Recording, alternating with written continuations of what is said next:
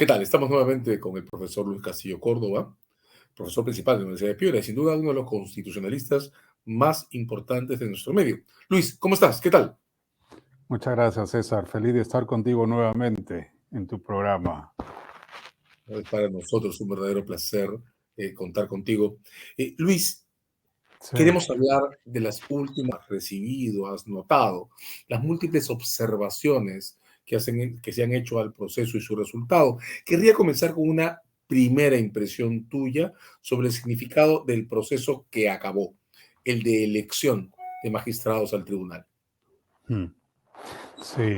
De modo general, me parece que podría, creo yo, ser dicho que, por un lado, la necesidad de contar con nuevos magistrados, ya que 6 de ellos habían vencido ya hace algún tiempo el mandato, me parece que reclamaba esa necesidad que el Congreso, en el seno del Congreso, hubiese una voluntad seria en este intento por fin, como saben, todos sabemos, hubo antes varios intentos fallidos, por fin se lograse nombrar a los magistrados del Tribunal Constitucional.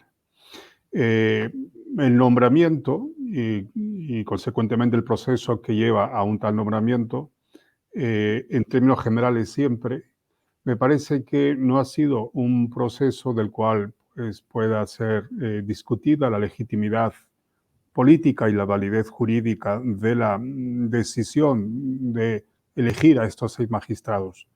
Hay, desde luego, voces que indican lo contrario, pero me parece que son voces que más tiene de justificación política antes que jurídica.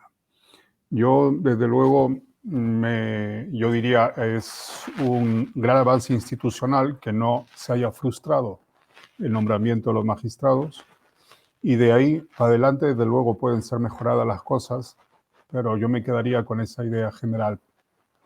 De acuerdo, hay algunos detalles sobre los que sin duda vamos a regresar en el curso de esta conversación. Quiero recoger tu comentario y empatarlo con uno que hizo Eloy Espinosa la noche misma de la elección. Eloy decía, un juez es juez en la medida en que puede desprenderse de las condiciones específicas en las que fue designado y portarse como juez. De modo que en este segundo momento vamos un poco hacia el futuro.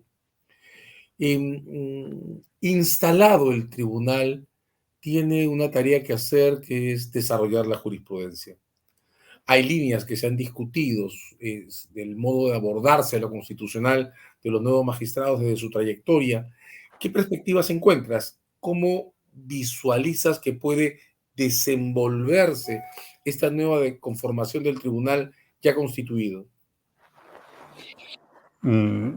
También en términos generales, quizás si hay luego oportunidad para concretar, pero en términos generales me parece que esta nueva composición, estos nuevos 6 magistrados, cumplen esas exigencias profesionales y creo que también morales para ocupar el cargo de magistrado del Tribunal Constitucional con el papel que el Tribunal Constitucional no solo está llamado a jugar en una sociedad institucionalizada, democrática, de derecho, sino el que está concretamente llamado a jugar en nuestra concreta realidad, ¿no? Piensa que es una realidad la nuestra que precisamente por la debilidad institucional ha adquirido una fuerza protagónica el Tribunal Constitucional y es una de las pocas instituciones de las cuales puede ser advertida una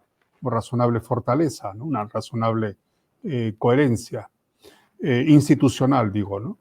Y entonces todas las miradas y todas las esperanzas están puestas ahí.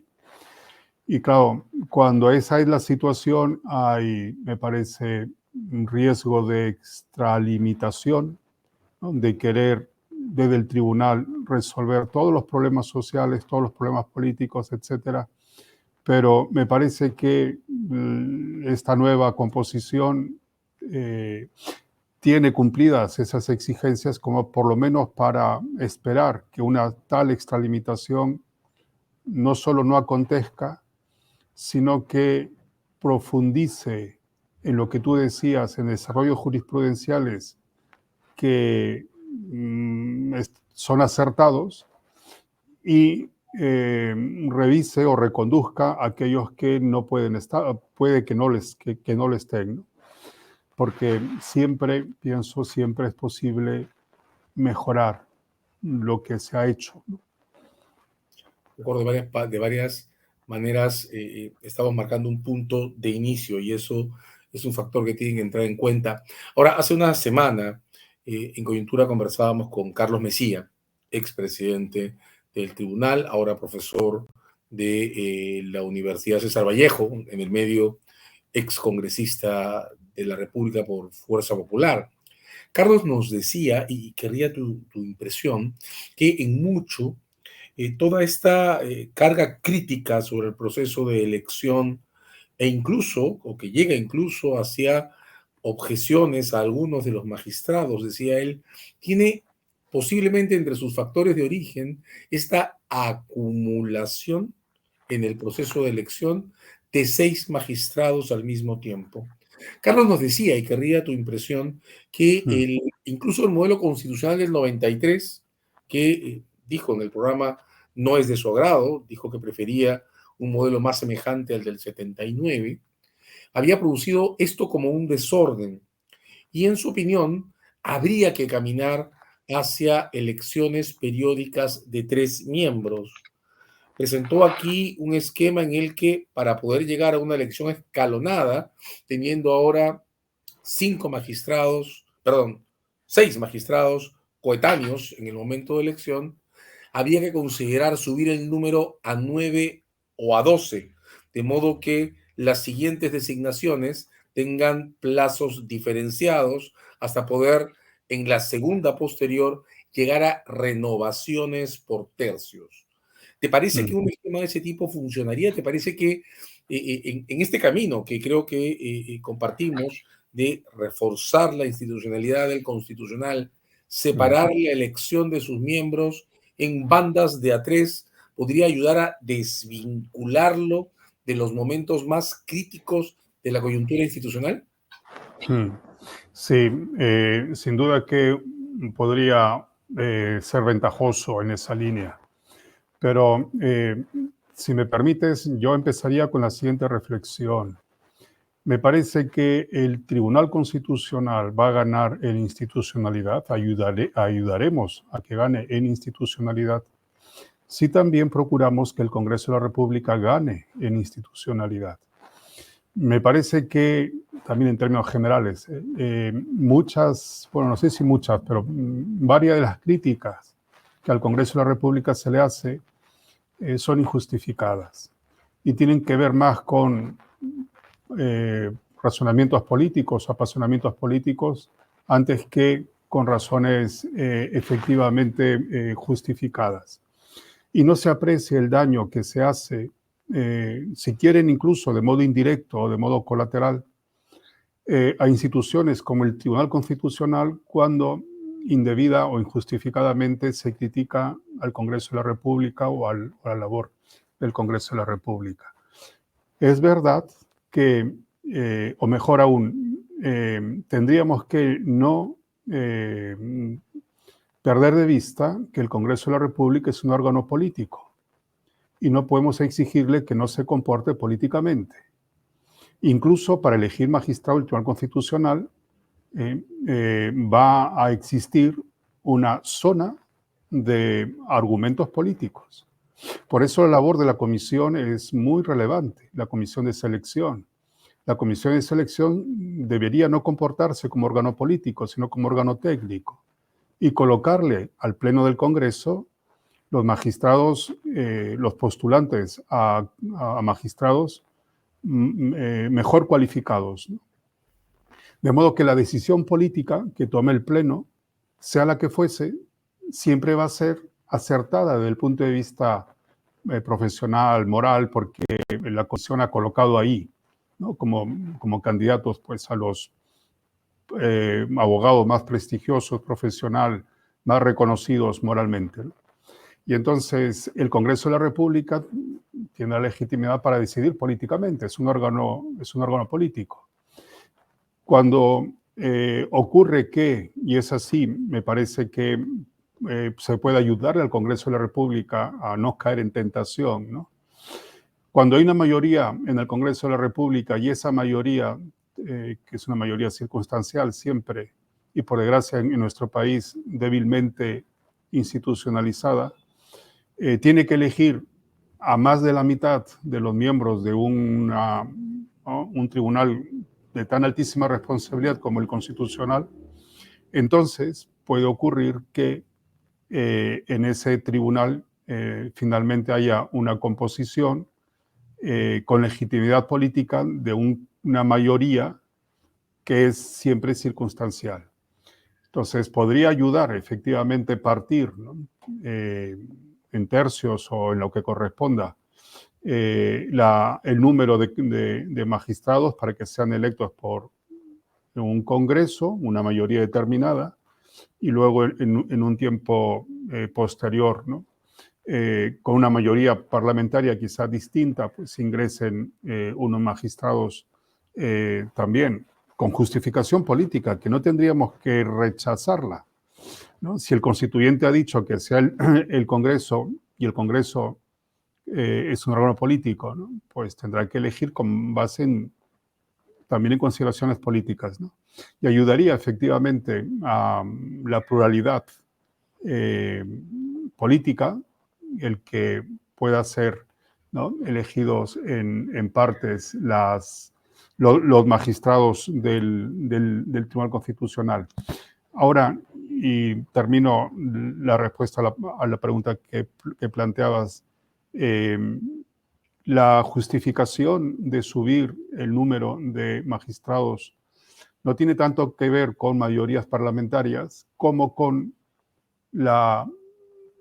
dimensionar realmente la carga que tiene el Tribunal Constitucional que atender, ¿no? Es extraordinaria el número de expedientes hoy en relación a, ¿no?, hace unos años, ¿no? La cantidad de casos que hay en el Tribunal Constitucional pues es enorme y reclama efectivamente una mayor, también el número, ¿no?, de magistrados, una mayor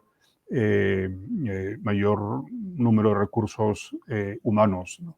Pero eso da cuenta, fíjate que no están funcionando las otras instituciones y una de las pocas que tiene aún un reconocimiento institucional fuerte está soportando la carga, ¿no?, que tendría que haber sido atendida en otros lados, ¿no? Hay dos proposiciones fuertes sobre las que quiero regresar en tu comentario, ¿no? Hay una especie de proceso, yo coincido con eso plenamente, de refugio de la justicia hacia lo constitucional, que supone que hay un factor de contención en el judicial y en el Ministerio Público, por ejemplo, no solo, pero también o principalmente, que no está funcionando. Quiero registrar esto para regresar sobre ello. Pero también tienes una proposición en la base con la que tenemos una coincidencia fuerte y querría marcarla por los matices que podemos encontrar. Y es que de varias maneras, en un sistema unicameral al que se entrega al Congreso la elección de magistrados del Tribunal Constitucional, inevitablemente las condiciones de legitimidad del Congreso van a ser extrapoladas o van a contaminar o van a transferirse de una manera u otra o en un sentido u otro al resultado de su elección. Bien, partiendo de esta segunda idea, esta suerte de transferencia de legitimidades, tú anotabas que en tu impresión muchas de las críticas al desempeño actual del Congreso pueden ser injustificadas o no corresponder a determinado punto de vista sobre el que querría detenerme. Quisiera formalizar esta pregunta en términos de representación. ¿Cómo revisas, cuál es tu punto de vista sobre la calidad, vigencia o efectividad del modo de representación al que ha conducido el Congreso unicameral, especialmente después del cierre de octubre del 19. ¿Sientes que hay una situación institucional estable en términos de representación? ¿Sientes que hay alguna fisura en la calidad de representación? ¿Cuál es tu enfoque a este asunto? Esa es una pregunta de alto calado, César, sin duda. Y desde luego confluyen muchos factores para tanto sostener una u otra respuesta a la pregunta, ¿no? En términos generales, siempre yo diría que, y parece que no es solo un problema aquí, ¿no? Pero parece que aquí tiene el significado especialmente agudo que tiene por el contexto que vivimos. El Congreso de la República no está gozando desde hace ya varios años de la confianza de la ciudadanía. Y me parece que responsabilidad es tanto de nosotros los ciudadanos como de efectivamente pues, algunos concretos miembros del Parlamento, ¿no? La representación que están llamados ellos a llevar a cabo es una representación que ocurre en un escenario de poca institucionalización. Si uno aprecia el cómo en este país se llega a ser congresista y luego los mecanismos de control, también ciudadano, social, ¿no?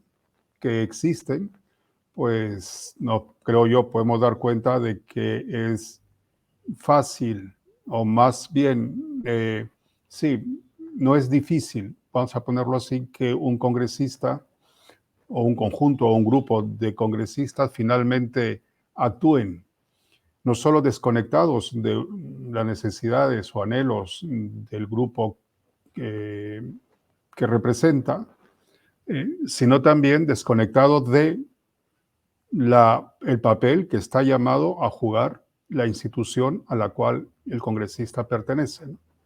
Entonces, cuando el congresista olvida una cosa y otra, el Congreso de la República aparece en el sistema político como no deseable, ¿no? Y que no vale la pena incluso tener un Congreso de la República que actúa gastando tanto y aportando tan poco, ¿no? Y desde que al Congreso de la República se le echaron las culpas, ¿no? de los males que acontecían y consecuentemente se empezó a sostener esa idea, ¿no? de retirar a los congresistas, ¿no? Que se vayan a su casa, etcétera. Me parece que con poca responsabilidad se promovía esto, porque no es verdad que sacados esos congresistas o los anteriores de los anteriores iban a postular ciudadanos moralmente idóneos o profesionalmente idóneos que tuviesen una sensibilidad alta en relación a las necesidades de la ciudadanía. Eso no existe en el Perú hoy. Es decir, si se van, por ejemplo, los que hoy están, ¿quiénes van a entrar? ¿Quiénes ingresarán? Ingresarán los que fueron sacados en el Congreso que fue cerrado por el presidente, entonces el presidente Vizcarra. Pero si a ellos también los echamos porque dijimos que no eran buenos. Y entonces la construcción, y por eso decía, es una pregunta de muy alto calado donde van a influir muchos factores para dar una respuesta medianamente idónea. El que tengamos nosotros finalmente en el Congreso de la República personas, ciudadanos que tengan prestigio moral, profesional y que realmente quieran servir al país, no llegar a ese punto va a reclamar no solamente una serie de reformas políticas, sino también una conciencia ciudadana de la cual hoy adolecemos precisamente porque no cesamos en sostener que nuestras instituciones, como el Congreso de la República, no sirven, ¿no? Y no nos damos cuenta que cada vez que afirmamos tales frases, ¿no? Lo que hacemos es no incentivar que ciudadanos que puedan tener, ¿no?, una, pues, cúmulo de cualidades para participar en la cosa pública, no lo hagan. Entonces, hoy tenemos un Congreso de la República que no satisface las expectativas, porque las expectativas, por un lado, son muy altas y porque el Congreso de la República, desgraciadamente, en términos generales, no está precisamente conectado. Pero me parece que, siendo eso verdad, ¿ya?, incluso siendo criticable muchas actuaciones del Congreso de la República, tendríamos que ser conscientes de que atacar indebidamente, solo políticamente, no ayuda a la institucionalidad del Congreso de la República y no ayuda a esa conciencia ciudadana para promover que a la política congresal ingresen también personas de muy alta reputación moral, de muy alta formación profesional y de muy probada sintonía con el asunto público, con las necesidades públicas. Tengo que hacer un disclosure, ¿no? Porque yo desde mis redes sociales he respaldado la campaña por el adelanto de elecciones generales. Pero te escucho y recuerdo el título de un libro de Michel Foucault, ¿no?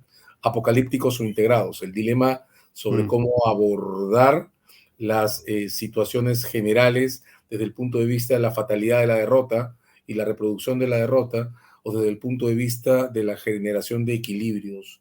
Y me fascina el punto. Creo que en tu comentario hay un reflejo muy claro de la función expresiva de la política, ¿no?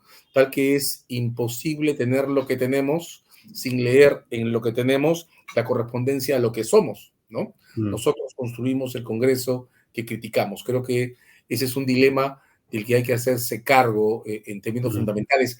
Pero regresando a las salidas institucionales, Luis, está también sobre la mesa y ha surgido dentro del propio Congreso nuevamente la iniciativa o la opción para restituir el Senado. El Senado, hay que recordarlo, permanente en nuestra historia republicana, fue suprimido por la Constitución del 93 y fue ensayado, lanzado para el referéndum del 19 y excluido por el resultado del referéndum, luego una campaña en la que el Ejecutivo primero lo propuso, el Congreso introdujo una llave sobre el uso de la cuestión de confianza y el Ejecutivo giró y en una campaña muy compleja, mediática, alentó el voto en contra de ese punto del referéndum.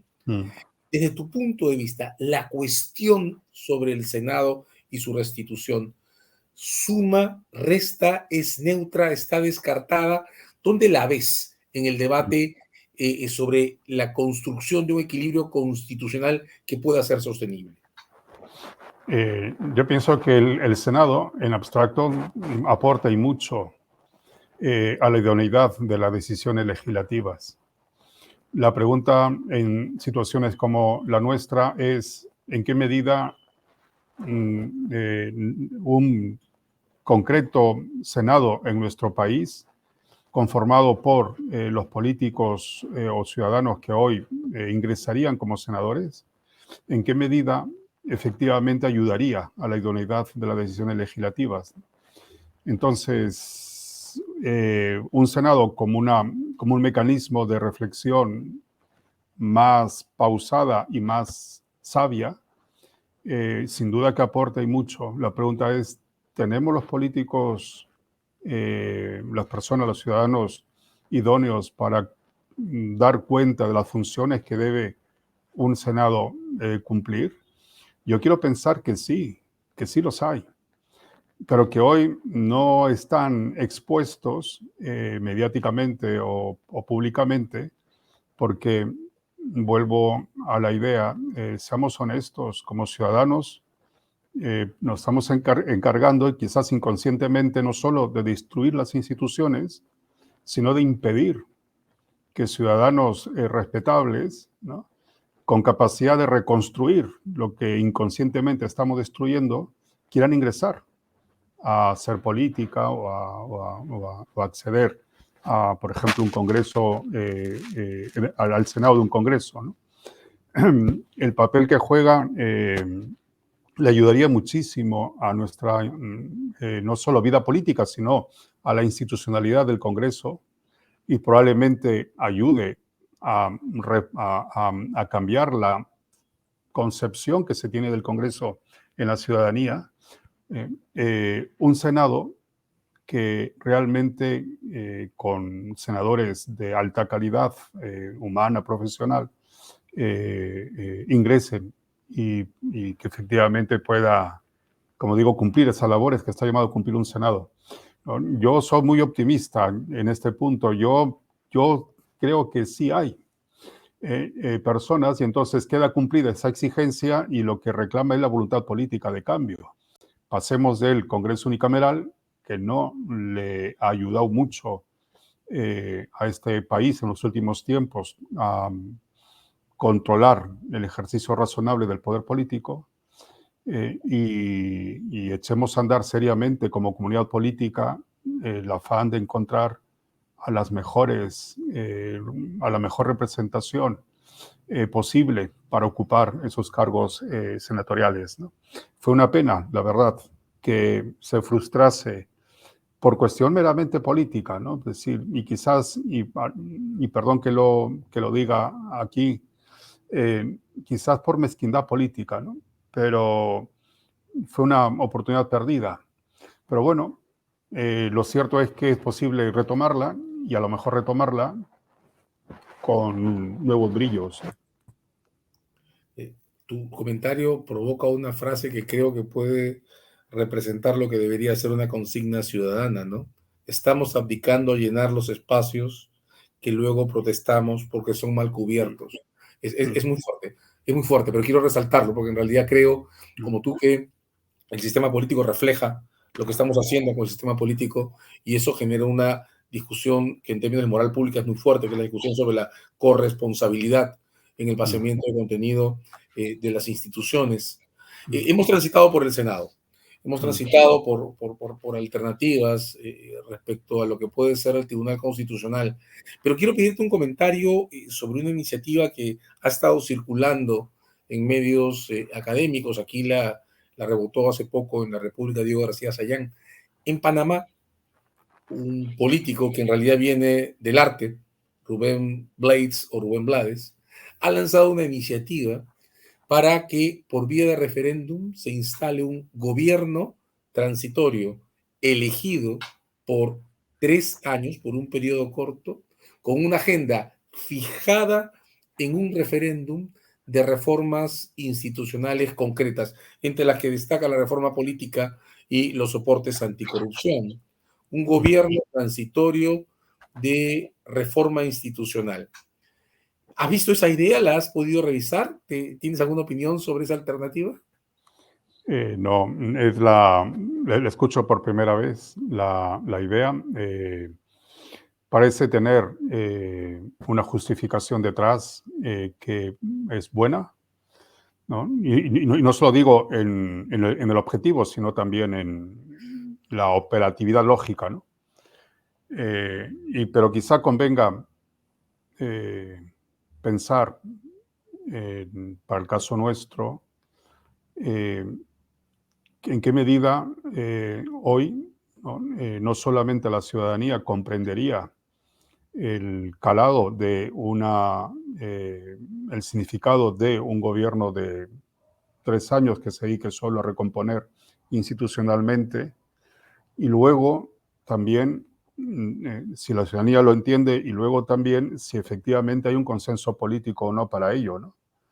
Es decir, grandes fórmulas que pueden operar muy bien en escenarios extranjeros pueden aquí tener efectos incluso no deseados por la falta de apoyo político, ¿no? Es decir, por la falta de convencimiento de los actores políticos, convencimiento de que ese es el camino que se tendría que seguir con tales límites y con tales plazos, ¿no? Entonces, a lo que tú refieres, que te soy sincero al decirte que lo escucho por ti, que me entero por ti, yo solo añadiría eso, ¿no? De mirar si efectivamente la ciudadanía está en condiciones, no digo en condiciones mentales, digo en condiciones sociales, ¿no? Hay unas urgencias distintas, o a lo mejor no tanto, para comprender el significado de lo que votaría en referéndum y, por otro lado, si efectivamente nuestra clase política tiene la capacidad de consensuar esa como una solución a los problemas que hoy, de modo enraizado parece, ¿no?, nos aquejan. Bueno, de hecho, sacar un conejo debajo de la manga siempre es una trampa, de modo que me comprometo a lo siguiente, que es mandarte los materiales de discusión que se están empezando a Muchas armar gracias. sobre esto y como contraparte, porque esa es parte de la misión de conducir un programa, te invitaré más adelante para que podamos discutir en concreto si es una idea que tiene solo de seductora o si tiene algún ejercicio completo o alguna manera concreta, digo, de ejercitarse. Pero cerremos con una última reflexión tuya, Luis. Sí. Mencionaste hace poco en el transcurso de la entrevista que de muchas maneras al Tribunal Constitucional se huye, la palabra es mía, la estoy insertando en tu narrativa, cuando los organismos básicos de justicia, pienso yo en el judicial y en la fiscalía, pero también en el ejecutivo, pierden capacidad de contención institucional.